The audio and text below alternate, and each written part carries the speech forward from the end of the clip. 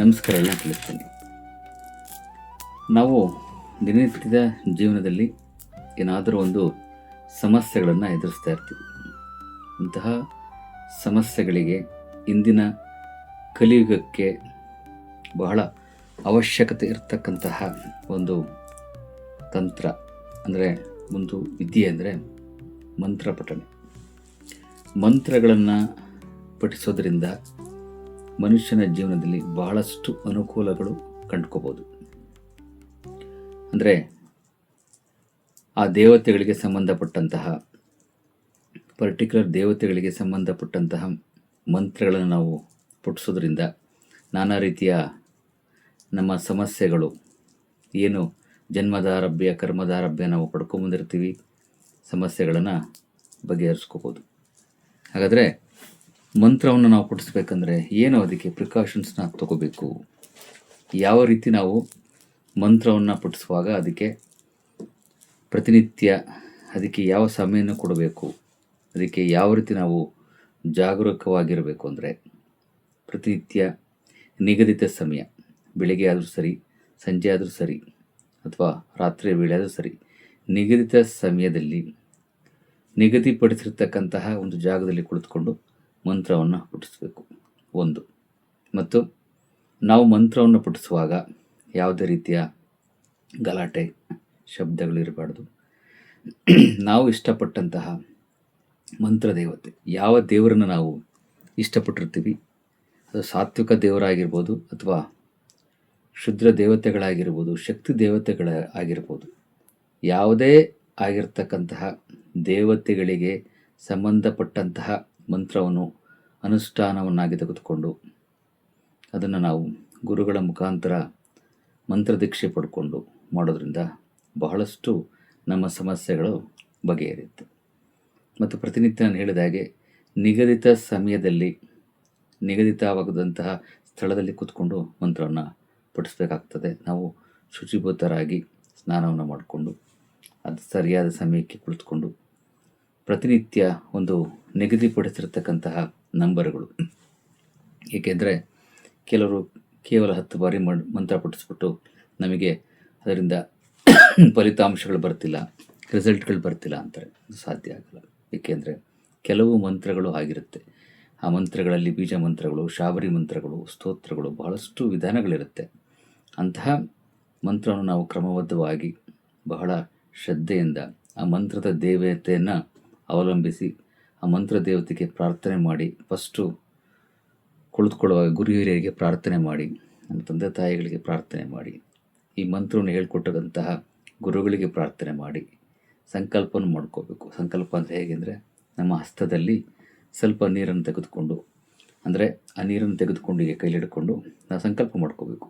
ನಾವು ಈ ಮಂತ್ರವನ್ನು ಹೇಳ್ತಿರತಕ್ಕಂಥ ಉದ್ದೇಶ ಯಾವುದಕ್ಕೋಸ್ಕರ ಹೇಳ್ತಾ ಇದ್ದೀವಿ, ಏನು ನಮ್ಮ ಇಚ್ಛೆ, ಯಾವ ಇಚ್ಛೆಗಳು ನಮಗೆ ಈಡೇರಬೇಕು ಅಂತ ನಾವು ಹೇಳ್ಕೊಂಡು ಆ ನೀರನ್ನು ಇಟ್ಕೊಂಡು ನಾವು ಕಣ್ಮುಚ್ಚಿ ನಮ್ಮ ಇಷ್ಟ ದೇವರು ಮಹಾಕಾಳಿ, ದುರ್ಗೆ, ಮಹಾಲಕ್ಷ್ಮಿ, ಗಣಪತಿ, ಯಾವುದೇ ದೇವರಾಗಿರ್ಬೋದು ಆ ದೇವರಿಗೆ ಪ್ರಾರ್ಥನೆ ಮಾಡಿ ಸಂಕಲ್ಪವನ್ನು ಮಾಡಿಕೊಂಡು ಆ ನೀರನ್ನು ಹಾಗೆ ಕೆಳಗಡೆ ಬಿಡಬೇಕು. ಯಾಕೆ ಅಂದರೆ ನೀರಿಗೆ ಅಷ್ಟು ಶಕ್ತಿ ಇರುತ್ತೆ. 5 ತತ್ವಗಳು, ಪಂಚಭೂತ ತತ್ವಗಳಲ್ಲಿ ವಾಯು, ಜಲ, ಭೂಮಿ, ಅಗ್ನಿತತ್ವ, ಆಕಾಶತತ್ವ, ಭೂತತ್ವ, ಪೃಥ್ವಿತತ್ವ, ವಾಯುತತ್ವ, ಈ ರೀತಿ ಪಂಚತತ್ವಗಳಲ್ಲಿ ಜಲತತ್ವ.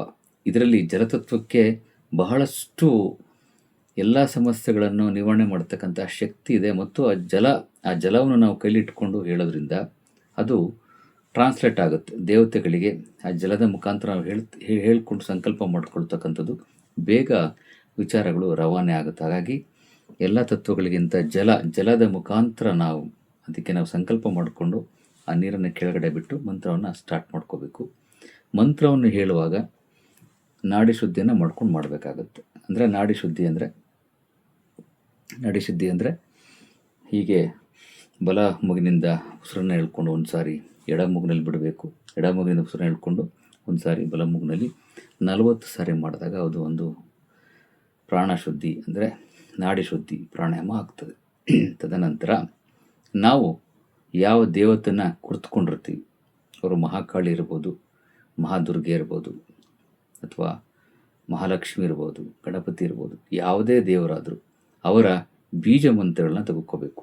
ಸಿಂಪಲ್ ಆಗಿರ್ತಕ್ಕಂತಹ ಬೀಜ ಮಂತ್ರಗಳನ್ನ ತೆಗೆದುಕೊಂಡು ಪ್ರತಿನಿತ್ಯ ಕೆಲವು ಆಯ್ದಂಥ ಸಂಖ್ಯೆಗಳು 108 ಅಂದರೆ 108 ಸರಿ, ಅಥವಾ 108 into 3, 108 into 3 times or 4 times ಅಥವಾ 5 ಟೈಮ್ಸ್, ಈ ರೀತಿ ನಾವು ಕ್ರಮಬದ್ಧವಾಗಿ ಪ್ರತಿನಿತ್ಯ ಆ ಮಂತ್ರಗಳನ್ನು ಪಡಿಸೋದ್ರಿಂದ ಕನಿಷ್ಠ ಪಕ್ಷ ಒಂದು 10,000 20,000 ಮಂತ್ರಗಳು ದಾಟುವಾಗ ನಮಗೆ ಅದರಿಂದ ಭಾಳಷ್ಟು ಅದ್ಭುತವಾದಂಥ ರಿಸಲ್ಟ್ಗಳು ಬರಲಿಕ್ಕೆ ಪ್ರಾರಂಭ ಆಗ್ತದೆ. ಏಕೆಂದರೆ ನಮ್ಮ ದೇಹದಲ್ಲಿ ಸಂಚಿತ ಕರ್ಮ ಎಷ್ಟೋ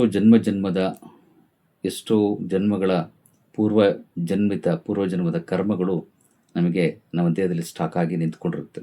ಹಾಗಾಗಿ ಅಂತಹ ಕರ್ಮಗಳು ನಿವಾರಣೆ ಆಗಬೇಕಂದ್ರೆ ಕೇವಲ 1 ಸಾರಿ 2 ಸಾರಿ ಅಥವಾ 2,000 3,000 10,000 ಮಂತ್ರಗಳಿಗೆಲ್ಲ ನಮಗೆ ಸಿದ್ಧಿ ಆಗಲ್ಲ, ಆ ಮಂತ್ರದ ಪುನಶ್ಚರಣ ಕೂಡ ಆಗಲ್ಲ. ಸೊ ಹಾಗಾಗಿ ಕನಿಷ್ಠ ಪಕ್ಷ ಒಂದು ಮಂತ್ರವನ್ನು ತೆಗೆದುಕೊಂಡೆ 1,00,000 ಬಾರಿ ಪುನಶ್ಚರಣ ಮಾಡಿದಾಗ ಮಾತ್ರ ಆ ಮಂತ್ರದಿಂದ ನಮಗೆ ಅನುಕೂಲಗಳಾಗಲಿಕ್ಕೆ ಸಾಧ್ಯ.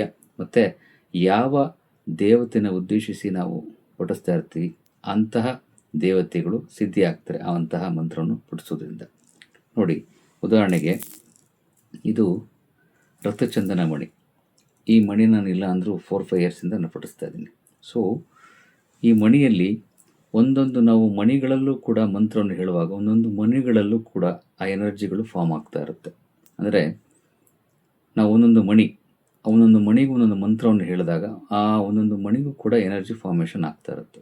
ಸೊ ಹಾಗಾಗಿ ಇದೇ ರೀತಿಯ ಮಣಿಯನ್ನು ಇಟ್ಕೊಂಡು, ಅದು ರಕ್ತಚಂದನ ಮಣಿ ಇರ್ಬೋದು, ಕ್ಷುದ್ರ ದೇವತೆಗಳು, ದುರ್ಗ ದೇವತೆಗಳು, ಮಹಾಕಾಳಿಗಳ ರಕ್ತಚಂದನ ಮಣಿ, ಅಥವಾ ಲೋಟಸ್ ಸೀಡ್ಸ್ ಅಂತ ಹೇಳ್ತಾರೆ, ಕಮಲದ ಬೀಜದ ಮಣಿ, ತುಳಸಿ ಮಣಿಗಳು, ವಿಷ್ಣು ದೇವರಿಗೆಲ್ಲ ಪಡಿಸೋದಾದರೆ ಈ ರೀತಿ ನಾನಾ ರೀತಿಯ ವಿಧಗಳಿದೆ.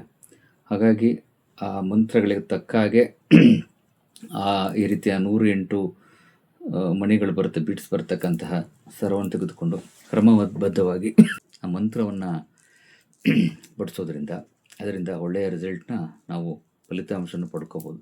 ಕನಿಷ್ಠ ಪಕ್ಷ ಪ್ರತಿನಿತ್ಯ 108 ಇಂಟು 3 ಟೈಮ್ಸ್, ಹಾಗೆ ತಿಂಗಳಿಗೆ ಅದು 30,000 ಮಂತ್ರಗಳಾಗ್ತದೆ. ಹಾಗೆ ಅದನ್ನು ತೋರಿಸ್ಕೊಂಡು ಹೋದರೆ ಅದರಿಂದ ಖಂಡಿತ ಲಾಭಗಳು ಆಗ್ತದೆ. 3 ಟೈಮ್ಸು ಹಾಗೆ ಮಂತ್ರಗಳ ನಾವು ಪುನರಾವರ್ತನೆ ಮಾಡಿಕೊಂಡು ಒಂದು 20,000 30,000 1,00,000 ಬಾರಿ ಪಡಿಸಿದಾಗ ಅದರಿಂದ ನಾವು ಒಳ್ಳೆಯ ಫಲಿತಾಂಶವನ್ನು ಪಡ್ಕೊಳ್ಳೋಕ್ಕೆ ಸಾಧ್ಯ. ಎಲ್ಲರೂ ಇದನ್ನು ಮಂತ್ರವನ್ನು ಪಡಿಸ್ಲಿ ಅಂತ ಕೇಳ್ಕೊಳ್ತೀನಿ. ನಮಸ್ಕಾರ.